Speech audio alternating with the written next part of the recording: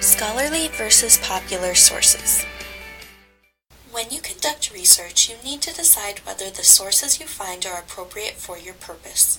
First, determine whether you need to use popular or scholarly sources. Knowing what type of source you need affects where you look for sources. Sometimes both popular and scholarly sources will be appropriate. Other times one type of source will be better than the other. Your professor may directly tell you what type of source to use, or you can infer which will be the best based on the assignment's purpose, audience, and formality. If in doubt, ask your professor. Second, evaluate your sources using the CRAP test. You should never use a source that isn't credible because spreading inaccurate information hurts everyone. So what are popular and scholarly sources? Popular sources use visually engaging document design and include advertisements. Most articles are brief and provide an overview of the topic. Authors may be listed or anonymous. Scholarly sources are written by experts and are often much longer than popular sources. When other experts review their work before it is published, it's called peer review. Scholarly articles are plain, and journals contain few if any advertisements. Scholarly sources list the authors and their credentials and include an abstract that summarizes the article's main points.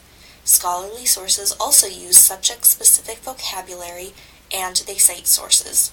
Citing sources allows the reader to consult and verify the information the author used.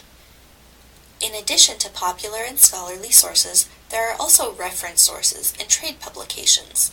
These sources fall into a gray area between popular and scholarly.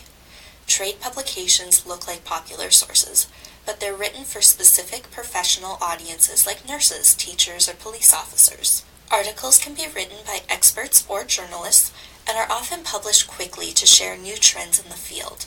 They are not usually peer-reviewed.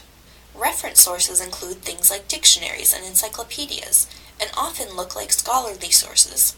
Reference sources are good starting points because they provide an overview of a topic that's fairly easy to understand.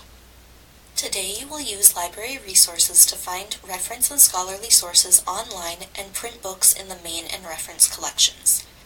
When you look for print books, use the call number in the catalog to identify which collection the book is in and find it on the shelf.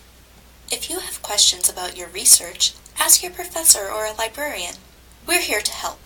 Happy searching!